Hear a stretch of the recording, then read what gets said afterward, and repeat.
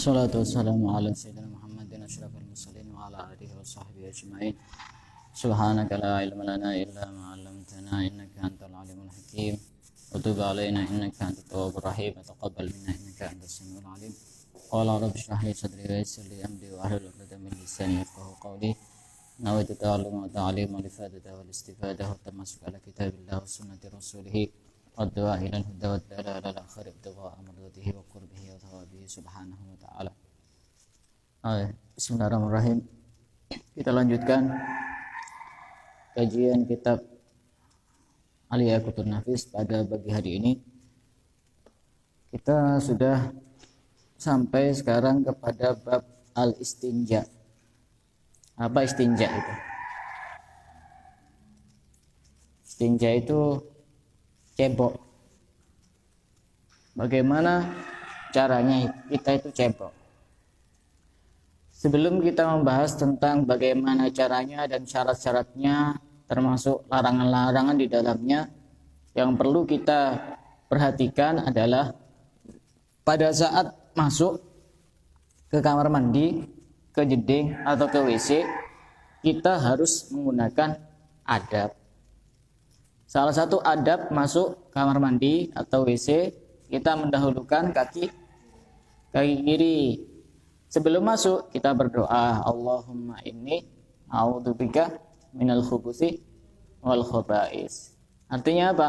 Ya Allah, aku berlindung kepadamu dari setan laki-laki dan setan perempuan. Kenapa doanya seperti itu? Karena di kamar mandi, di jeding, di WC itu banyak setannya, banyak jinnya. Makanya jangan terlalu lama-lama di kamar mandi. Di situ banyak setannya. Apalagi sampai nyanyi-nyanyi di kamar mandi. Khawatirnya yang nyanyi itu bukan dia, tapi setan-setan itu yang membisiki untuk nyanyi-nyanyi itu. Khawatirnya nyanyinya dia kesurupan gitu. Di jeding itu banyak jinnya, banyak setannya. Di samping itu karena memang jin sama setan itu dia suka di tempat-tempat yang kotor. Makanya kalau ada rumah yang di situ ada tempat-tempat kotor, segera dibersihkan dan segera dirapikan. Khawatir jadi tempat persembunyian dan sarang dari bangsa jin. Dan sudah banyak kasus seperti itu. Dan jin ini juga suka bertempat di ruangan-ruangan yang tidak ada cahayanya, gelap. Jadi kalau misalkan di rumah punya kamar yang tidak ditempati, tidak dipakai, bagaimana caranya agar itu tidak ditempati sama jin? Malam-malam dikasih lampu itu, dikasih lampu yang terang, terus kalau malam dinyalakan. Kalau siang tidak perlu, siang sudah ada cahaya matahari. Kalau malam dinyalakan, biar tidak ditempati sama jin, karena dia suka yang gelap-gelap. Makanya kalau orang suka ketemuan di tempat-tempat yang gelap-gelap, ya kadang-kadang juga ada yang ketiga itu, jin sama setan. Suka di tempat-tempat itu Al-Quran atau kita hafalan Quran di kamar mandi, hafalan hadis atau apa-apa yang lain, atau misalkan aki yang di situ ada gambar terompah Rasulullah, itu kan juga mulia.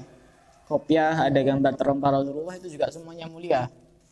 Seperti itu sudah tidak semestinya kita untuk menggunakan di saat kita masuk ke kamar mandi. Dan yang ini kita dimakruhkan pada saat di kamar mandi untuk berbicara dengan orang lain. Ya kadang-kadang di kamar mandi itu banyak inspirasi yang tiba-tiba masuk. Ya karena pada saat itu pikiran kita benar-benar plong, dan mikirkan yang lain. Mikirkan bagaimana itu bisa keluar. Alhamdulillah itu bisa keluar. Kalau udah bisa keluar itu kan juga repot. Butuh biaya berapa untuk dioperasi bisa keluar itu. Makanya sebagian ulama yang kemarin dijelaskan, Habib siapa lupa saya itu. Habib Idrus kalau ada salah ya. Habib Abdullah bin Idrus al-Idrus. Beliau setiap selesai buang hajat, beliau berdoa dan bersyukur kepada Allah, sujud syukur kepada Allah. Alhamdulillah ini masih bisa memasukkan makanan dan bisa mengeluarkan makanan. Dan ada beberapa larangan pada saat kita buang hajat. Salah satu larangannya, tapi ini bagi orang-orang yang memang dia mungkin sedang di jalan atau memang dia malas untuk ke jeding. Tidak boleh kencing atau buang air besar di lubang. Lubang kayak misal, tahu lubang ya? Misal kayak tempatnya apa namanya? Lubang-lubang itu yang ke bawah itu lubang. Kenapa tidak boleh? Pertama alasannya, di situ juga salah satu tempat favoritnya jin. Tempat favoritnya jin.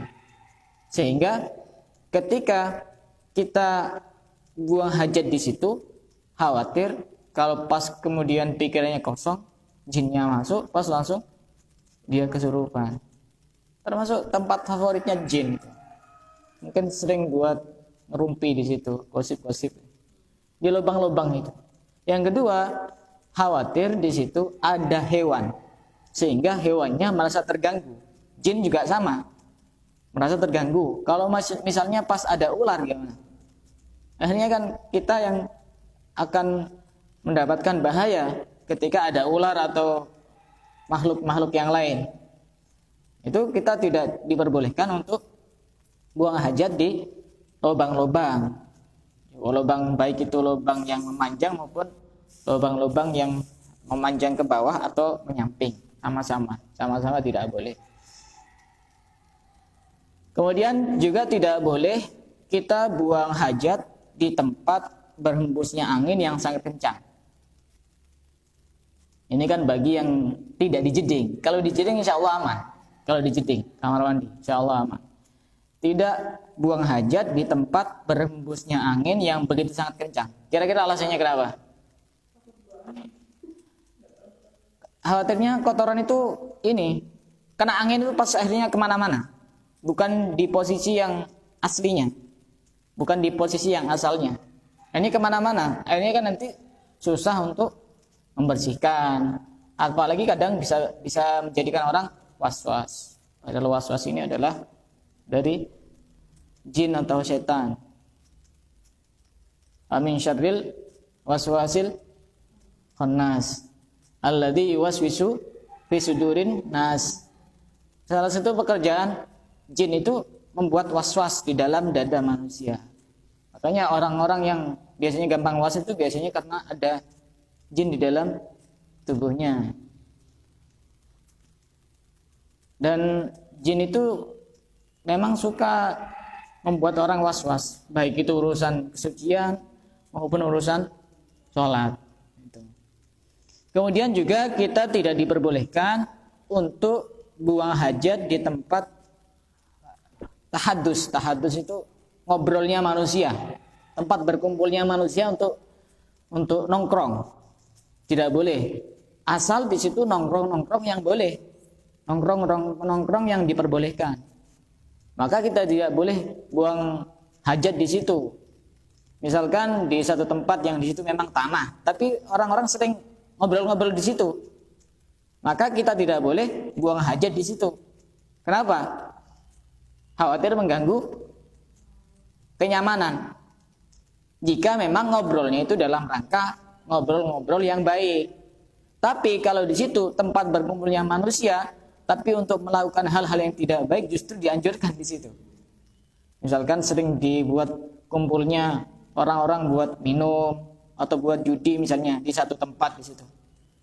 Kemudian kita buang hajat di situ. Boleh apa tidak boleh? Boleh. Ya kita tidak bisa amar ma'ruf nahi mungkar ya minimal pakai cara itu. Sehingga orang-orang kan merasa risih, merasa tidak nyaman di situ. Dan mungkin bisa jadi langsung dia minimal tidak jadi melakukan pada saat itu minimal, walaupun kadang pindah di tempat yang lain. Nah, itu tidak boleh kita buang hajat di tempat-tempat berkumpulnya orang, apalagi kayak di lantai ini kayak gini. Justru sangat tidak diperbolehkan ketika misalnya itu untuk tujuan-tujuan yang baik. Kemudian juga tidak diperbolehkan buang hajat di jalan. Di jalan tidak diperbolehkan. Jalanan yang sering dilewati orang-orang manusia itu. maka tidak diperbolehkan. Kemudian yang perlu diperhatikan juga tata cara pada saat kita buang hajat. Itu yang perlu diperhatikan. Tata cara pada saat buang hajat. Kita masih belum membahas bagaimana caranya cebok setelah buang hajat. Kita sekarang membahas bagaimana tata cara yang baik dan benar pada saat buang hajat. Yang pasti yang pertama ya kita masuk kamar mandi, masuk WC. Setelah selesai itu jangan langsung kita kemudian cebok istinja, tapi harus melakukan beberapa hal yang sangat penting. Karena ini terkait dengan sesuatu yang najis. Karena banyak orang itu disiksa karena 2 lubang. Besok di alam kubur itu ada banyak orang yang disiksa disebabkan karena 2 lubang. Lubang atas dan lubang bawah. Lubang atas mulut, lubang bawah itu tempat keluarnya kotoran itu. Kenapa? Karena lubang atas ini sering ngomong kemana-mana yang tidak ada manfaatnya. Sedangkan lubang bawah terlalu meremehkan urusan bersuci. Kadang ada orang kencing atau buang air besar, tidak istinja, tidak cebok, atau sembarangan, masih belum benar-benar bersih, kemudian disiram pakai air, akhirnya jarak beberapa detik atau beberapa menit masih netes. Hanya kan semuanya jadi najis, sholatnya tidak sah, seakan-akan dia tidak sholat. Makanya kita harus melakukan tata cara yang baik dan benar pada saat kita buang hajat. Salah satunya setelah kita yakin benar-benar selesai, maka yang harus dilakukan yang pertama adalah at-tanahnuh. At-tanahnuh itu berdehem. Berdehem. Tata cara berdehem yang baik dan benar biar semua kotoran itu benar-benar keluar dan bersih total, tidak ada yang netes atau ada yang keluar lagi. Caranya yang baik itu kita tarik nafas dulu, tarik nafas yang dalam, baru setelah itu berdehem. Kayak gitu. Karena kalau misalnya kalau cuma berdehem biasa itu tekanannya tidak sama. Tekanannya tidak sama. Coba bedakan. Coba dipraktekkan antara tanpa tarik nafas dengan pada saat dia tarik nafas dulu. Misalkan tanpa tarik nafas. Walaupun sekeras apapun, beda dengan pada saat dia tarik nafas terlebih dahulu. Saya barusan lihat ada salah seorang habib yang juga dia dokter. Tata cara berdehem yang baik dan benar, biar itu kotoran bisa keluar dengan benar-benar bersih, kita tarik nafas dulu. Nah, itu nanti biasanya tekanannya lebih keras, sehingga misalkan kencing itu benar-benar bersih. Dan pada saat buang hajat, kita juga tidak diperbolehkan dalam keadaan berdiri. Kenapa? Karena biasanya kalau berdiri itu yang pertama tidak sesuai dengan adab Rasulullah, yang kedua biasanya masih tidak bersih total itu yang keluar. Dan beliau ini Habib siapa namanya saya lupa tadi itu. Beliau juga dokter. Pada saat berdiri, kemudian beliau ini mencoba di kamar mandi itu dalam posisi ruku. Ternyata masih ada yang netes ketika orang kencingnya itu berdiri. Ternyata masih ada yang netes. Berarti ini kan nanti berbahaya ketika misalnya dia pada saat sholat. Kalau masih tetap di kamar mandi enak. Kalau misalnya ruku pada saat sholat atau sujud tiba-tiba ada yang netes, kita tidak tahu. Ya karena keteledoran kita pada saat buang hajat, kita tidak benar-benar melakukan dengan tata cara yang baik dan benar. Itu berdehem. Setelah berdehem, yang harus dilakukan biar itu benar-benar bersih, kita ini tidak terkena najis pada saat sholat, mengurut. Mohon maaf ini agak jorok. Mengurut ya diurut bagian yang keluar itu. Ini maksudnya buang air kecil ya. Diurut. Biar apa? Biar yang masih nyendat-nyendat, yang tidak mau keluar itu biar dia keluar. Biar kita benar-benar yakin itu sudah benar-benar bersih, baru setelah itu kita istinja, cebok. Harus diurut. Ya karena kita kan tidak tahu masih ada apa enggak. Biar kita benar-benar yakin dan tidak was-was, diurut. Dan pada saat kita buang hajat, terutama laki-laki ya, terutama laki-laki, itu dia dianjurkan untuk memegang kemaluannya dengan tangan kiri. Setelah itu dia mengarahkan ke tempat yang sekiranya tidak nyiprat-nyiprat. Tidak nyiprat-nyiprat. Dan itu di satu tempat yang fokus ke situ sehingga kita ketika membersihkan najis lebih mudah. Tapi kalau pas misalnya diarahkan ke tembok kan dia nanti ini mantul itu. Kayak air mancur. Nah, itu juga ada anjuran-anjuran seperti itu. Setelah kita benar-benar selesai buang hajat, baik itu buang air kecil maupun buang air besar, itu ada anjuran kita ngambil air pakai tangan kanan, setelah itu dibasah-basahkan ke baju atau kain kita. Pada saat itu, ketika misalkan kita pakai baju, kenapa? Biar tidak was-was. Ini ada basah dari mana? Saya tadi ngambil air. Was-was ini penyakit yang juga cukup akut itu, yang bisa menjadikan orang itu bisa terganggu oleh makhluk-makhluk gaib, makhluk-makhluk halus, yang halus-halus itu. Itu juga ada tata caranya seperti itu, biar tidak gampang was-was. Kemudian yang akan kita bahas sekarang adalah bagaimana cara beristinja, cara cebok. Cebok itu kan kita rata-rata pakai air, ya. Pakai air kita sudah jelas. Artinya pembahasannya ini sangat jelas. Insya Allah ketika kita ceboknya pakai air itu insya Allah bersih karena merata airnya. Bagaimana? Tapi yang afdol itu ceboknya pakai apa? Yang afdol itu dengan memadukan dua hal. Pertama pakai batu, setelah itu kemudian pakai air. Kalau misalkan antara batu dengan air, ya lebih bagus air. Yang perlu diperhatikan di sini yang akan kita bahas adalah bagaimana tata caranya cebok dengan batu. Bagaimana? Seandainya misalnya di situ tidak ada air, maka di sini ada beberapa hal yang penting yang perlu untuk dipahami, bahwa di situ pada saat kita misalkan walaupun ada air juga tidak apa-apa cebok pakai batu itu. Beda dengan tayamum ya. Beda dengan tayamum. Tayamum kalau ada air, kita yakin benar-benar ada air, kemudian kita tayamum, tidak boleh pakai debu. Tapi istinja, cebok, walaupun di situ memang kita yakin 100% ada air, boleh kita cebok dengan batu, boleh. Tidak masalah, tidak ada larangan.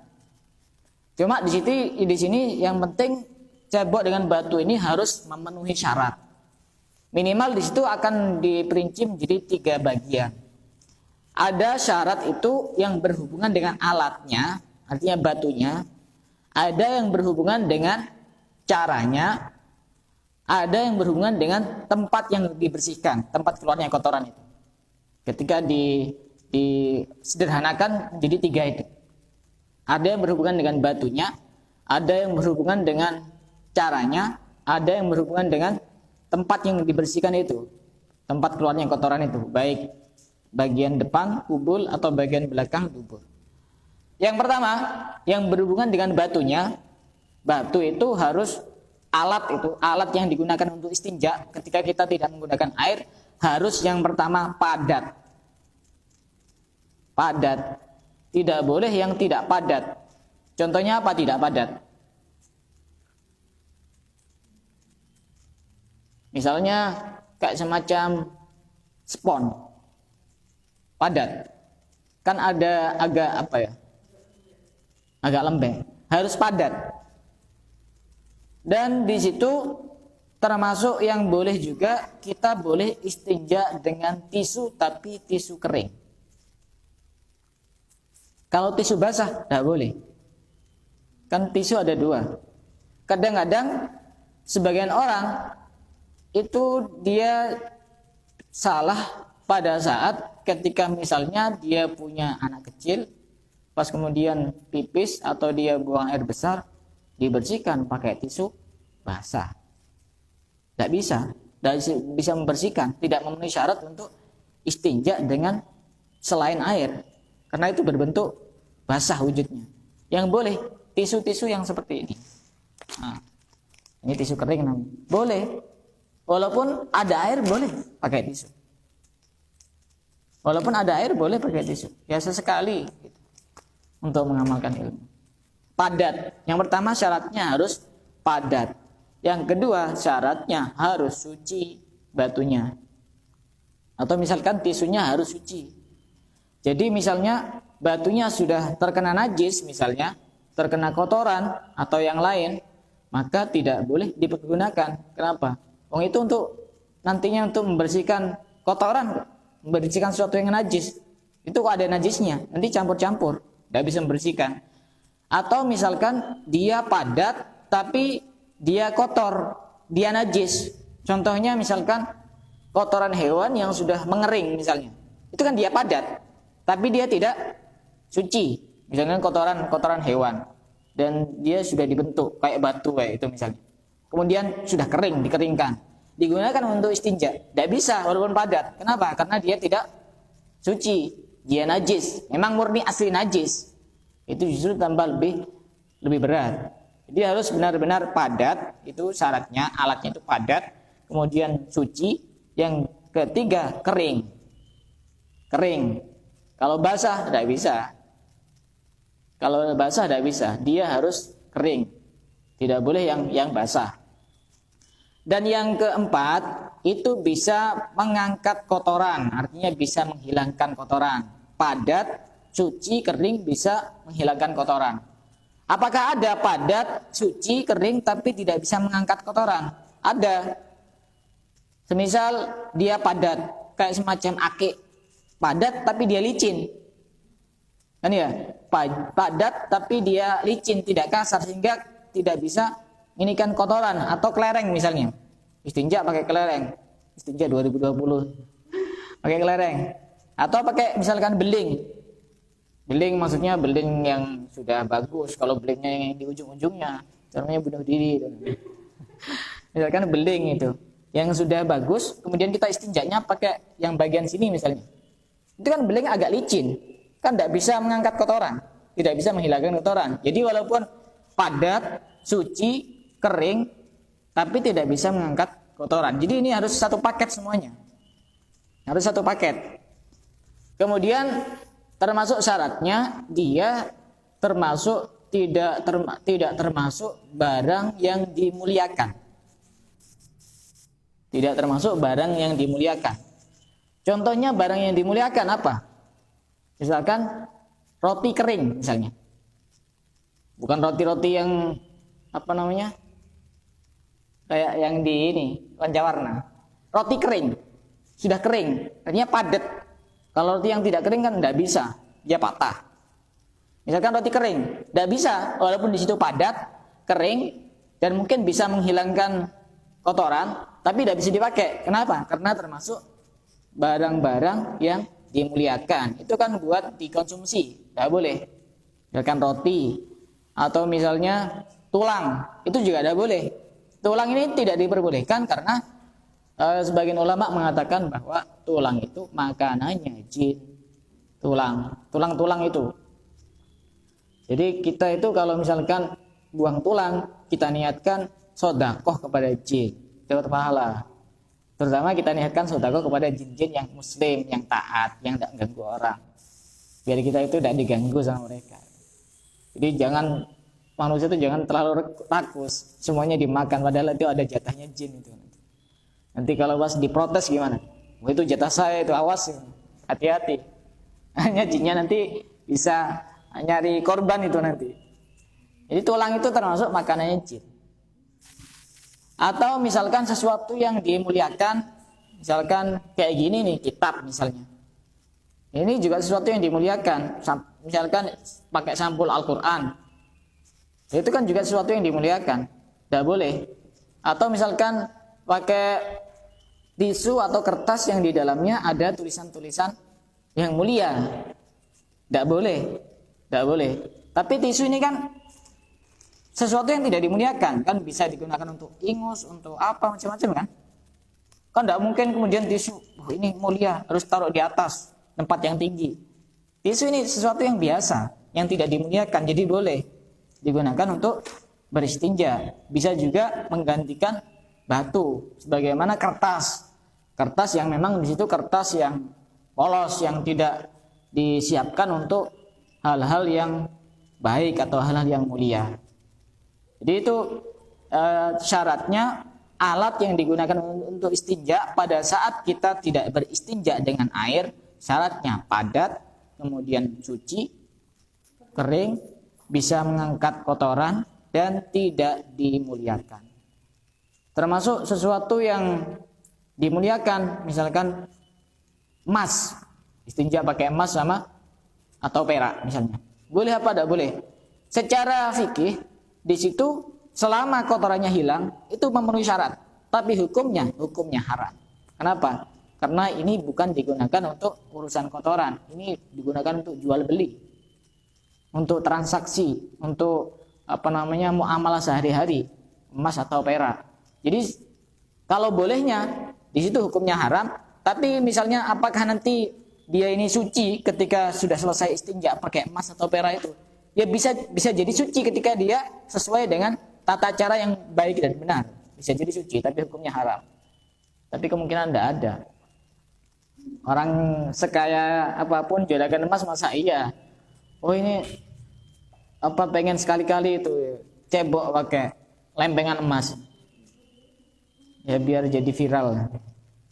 Nah, jadi tidak boleh, hukumnya haram. Kata para ulama hukumnya haram. Kemudian tadi itu mengenai dengan alatnya.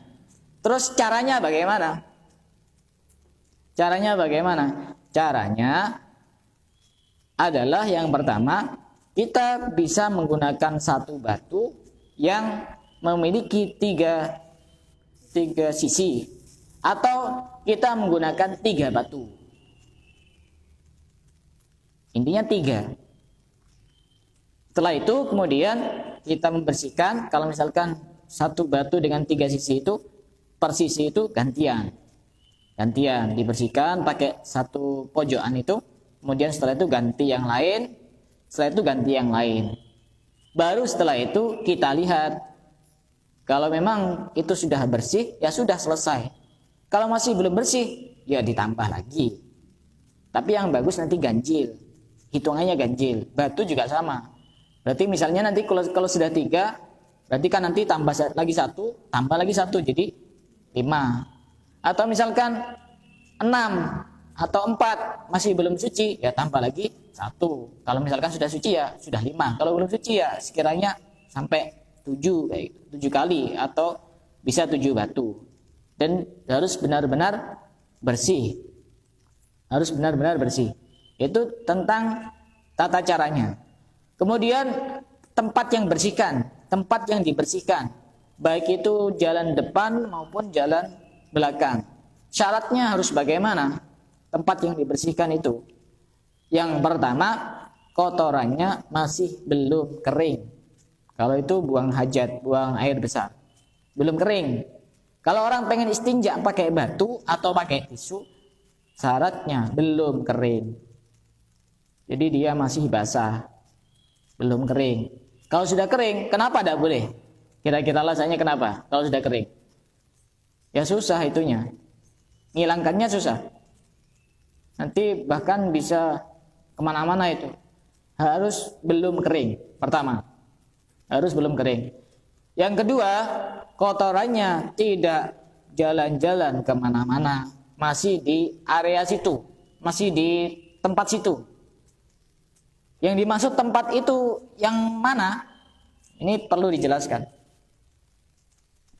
Misalnya, contoh, mohon maaf, ini agak jorok, tapi ini majelis ilmu, jadi perlu dijelaskan. Saya mulai dari yang perempuan misalnya. Kotoran misalkan ketika dia kencing, perempuan masih belum melewati area keluarnya kencing dan yang mengitari situ. Jadi semisal kencingnya sudah misalkan netes ke ini, paha kanan kiri ini, misalkan, maka di situ sudah tidak memenuhi syarat untuk cebok dengan batu atau pakai tisu. Harus di area situ pokoknya. Masih di area situ. Belum kemana-mana. Belum jalan-jalan kemana-mana. Jadi semisal sudah kering, yang tadi itu, misalkan setelah buang hajat, dia masih belanja ke pasar, setelah itu masih arisan, baru kemudian dia cebok, istinja. Istinjanya pakai batu, tidak bisa, tidak boleh. Harus pakai air, tidak boleh pakai batu. Jadi masih belum kemana-mana. Kalau perempuan, itu alat depan. Paham ya? Kan tidak perlu dijelaskan dengan detail kan? Kira-kira paham? Paham ya? Kalau yang bagian belakang, itu pada saat kita jongkok, yang sering buka tutup, maka itu area situ. Jangan melebihi area situ. Kalau kita pengen istinja pakai batu atau pakai tisu atau pakai kertas.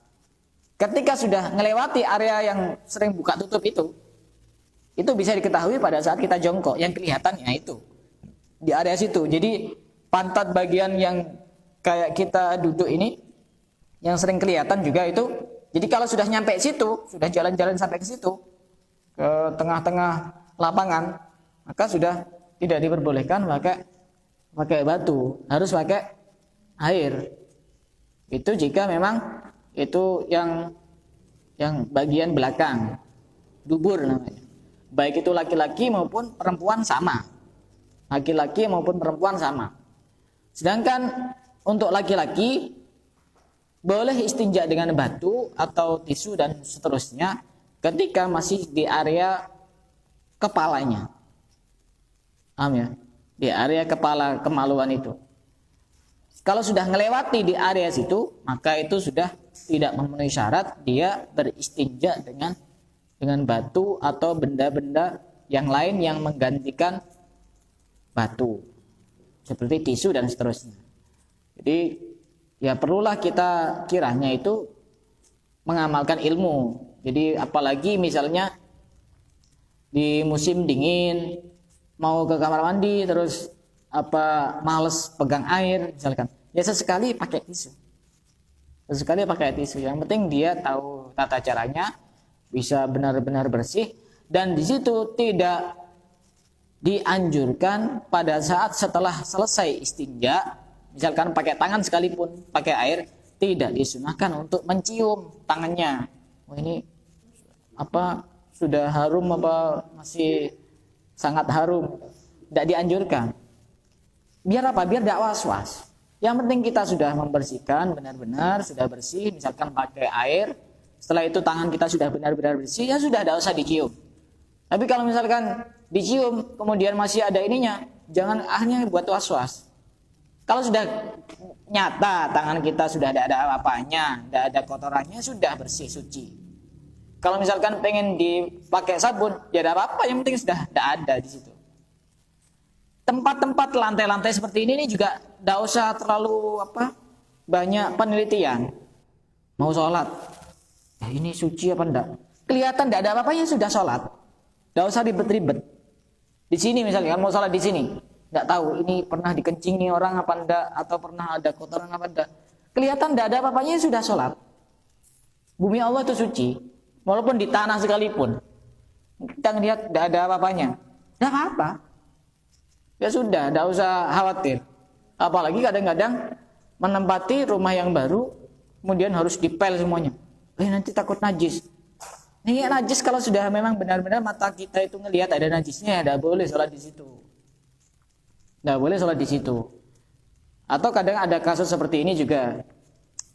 Ada kasur, kemudian di situ yang punya adik kecil, adiknya ngompol di kasur. Gimana cara bersihkan itu kasur itu? Gimana? Sebenarnya itu nanti kan ketika dia kering itu menjadi najis hukmiyah. Najis hukmiyah itu ketika sudah kering, kita walaupun lewat di situ juga tidak masalah selama ininya tidak basah. Tidak masalah. Jadi misalnya di sini sudah kering semuanya, sudah hanya bekas-bekas toh, tidak ada wujudnya, sudah kering misalkan kencing misalnya, ya sudah lewat tidak apa-apa. Jadi caranya tidak langsung kemudian kita ngepel kasur, bersihkan kasur kayak kayak orang apa. Ya tidak apa-apa sebenarnya, biar baunya itu menghilangkan baunya. Seandainya kalau pengen kita itu pengen simple, ya sudah dijemur, setelah itu di atasnya taruh spray. Ya sudah, walaupun kita tidur di situ, kita tidak kemudian menyentuh sesuatu yang najis. Ada spraynya, tidak apa-apa. Kalaupun tidak ada spraynya, tapi di situ sudah kering, itu juga tidak menjadi masalah. Seperti itu. Jadi tidak usah pas kemudian ini gimana cara laundry kasur ini. Tidak ada soalnya. Ya kalau pengen simple dan tidak pengen bersihkan ya tinggal dijemur. Setelah itu dia kering, taruh di atasnya spray. Ya sudah selesai beres. Kalau misalkan kita sholat di atas itu, di atas spray itu, boleh. Tapi ngapain sholat di atas kasur? Susah ya. Susah. Jadi misalnya di sini ada kotoran. Kemudian di atasnya ditaruh plastik misalnya. Kita sholat di atas plastik itu. Boleh apa tidak boleh? Boleh. Yang penting kita tidak ini kotoran itu. Boleh saja. Nah, itu terkait dengan istinja. Jadi yang afdol itu memang pakai batu. Kemudian diikuti dengan air. Kalau kita pengen pilih salah satunya, yang afdol pakai air. Yang menempati urutan berikutnya itu batu saja. Nah, itu beberapa tata cara, adab dan larangan-larangan ketika kita buang hajat. Dan jangan sampai kita kemudian mengikuti orang-orang yang asal buang hajat di sembarang tempat. Bahkan tadi malam saya tadi malam ngeruqyah orang, 2 orang. Yang pertama sekitar setelah Isya sampai setengah 10, sampai entah berapa kresek itu penuh semuanya. Yang kedua dari jam setengah 10 sampai agak malam. Pas saya pulang itu ada orang laki-laki kencing di depan rumahnya, orang dewasa ya. Nah seperti itu, apalagi sudah berdiri kemudian kencing tidak pada tempatnya. Seperti itu, apalagi misalkan dekatnya kayak apa peceren itu apa namanya, selokan, itu kan juga tidak sesuai dengan adab-adab. Kadang kencing di pinggir jalan waktu perjalanan itu, berdiri kemudian diarahkan ke pohon atau kadang diarahkan ke ban mobil. Itu kan kita semua sudah ada aturannya. Di dalam Islam semuanya sudah diatur dengan sebegitu detail dan sebegitu rapi, sehingga kita kalau menjalankan, kita insya Allah akan mendapatkan hal-hal yang bermanfaat untuk kembali kepada diri kita, dan kita akan terhindar dari hal-hal yang bisa membahayakan, termasuk tadi kencing di lubang itu tadi. Bisa jadi nanti jinnya masuk itu ke tubuhnya. Makanya salah satu faktor jin bisa masuk ke dalam tubuh manusia ada beberapa faktor. Pertama, karena dendam. Dendamnya apa? Ya kayak itu tadi kasusnya itu. Atau kadang buang air panas sembarangan. Anggap permisi. Ketika misalnya kita mau buang air panas, permisi dulu, misalkan baca bismillah atau a'udzubillahi minasyaitonirrajim, biar orang itu kita pergi dulu, ini mau ada buang air panas. Hanya ketika kita tidak tahu, hanya mereka kena, sebagian dari anggota keluarganya misalnya, hanya dendam. Itu yang pertama. Kedua, jin itu bisa masuk ke dalam tubuh manusia karena dia suka sama orang itu. Itu sulit itu kalau kayak gitu. Sudah kadung cinta itu. Nah biasanya yang tipe-tipe orang seperti ini, yang disukai sama jin itu karena memang dia suka menyendiri, seakan-akan dia tidak punya teman, seakan-akan dia butuh teman. Akhirnya ini kesempatan, ini kasihan, alasannya modus itu, kasihan akhirnya masuk ke dalam tubuhnya, sudah kadung suka itu. Ada juga faktor jin masuk ke dalam tubuh manusia itu karena dipanggil sendiri, panggil tahu namanya, langsung kamu datanglah, langsung masuk ke dalam tubuh manusia. Nah, kalau melihat ada orang kesurupan itu jangan ditanya kamu siapa namanya, jangan ditanya. Kenapa? Karena kalau kita ingat namanya itu, nama si jin itu kemudian kita panggil atau dipanggil secara tidak sengaja sama orang yang habis kesurupan itu, dia datangnya jauh lebih cepat dibanding sebelumnya. Nggak perlu ditanya namanya, apalagi ditanya nomor WA-nya, nggak kira punya. Nggak kira punya, akun Facebook aja nggak punya dia, apalagi IG. Gimana cara upload, nggak bisa. Kemudian ada juga itu karena faktor keturunan, orang di dalam tubuhnya ada jin karena faktor keturunan. Misalnya orang tuanya atau mbah-mbahnya itu ada yang semacam punya kontrak dengan jin, ini kerjasama atau pakai khodam jin dan seterusnya. Akhirnya ketika sudah mati turun ke anaknya, ke cucunya dan seterusnya sampai ke bawah-bawahnya. Yang seperti itu agak susah, harus diputus perjanjian antara itu. Ada juga itu karena faktor santet atau sihir dikirim dari orang lain. Caranya ya biar orang itu gampang sakit, ya masukkan jin jarak jauh, kemudian dimasukkan tubuhnya, jinnya itu merusak organ tubuhnya sehingga dia sering sakit. Jadi kadang orang sakit itu karena faktor-faktor seperti itu juga, gitu, karena kasus sihir atau guna-guna atau pelet atau santet dan seterusnya, itu bisa juga itu.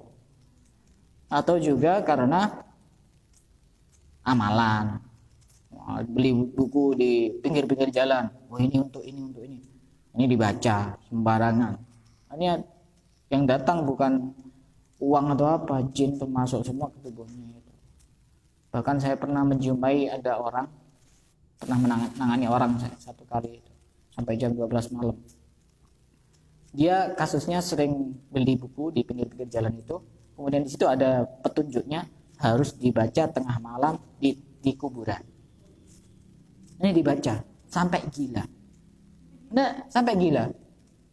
Sampai jadi gila itu karena ya itu karena pertama tidak ada gurunya, tidak ada ijazahnya, tidak ada sanadnya, asal baca aja. Jadi harus hati-hati urusan seperti itu. Khawatir nanti ada banyak yang ikuti, itu repot. Karena pasti akan mengganggu itu. Nah, itu beberapa hal yang perlu untuk kita perhatikan pada saat buang air besar, baik itu tata caranya bagaimana, adabnya bagaimana, dan kemudian larangan-larangannya apa saja pada saat kita buang air besar atau air kecil. Dari sini ada yang mau ditanyakan, silakan. Kira-kira jelas ya? Jelas? Wallahu a'lam. Bismillah.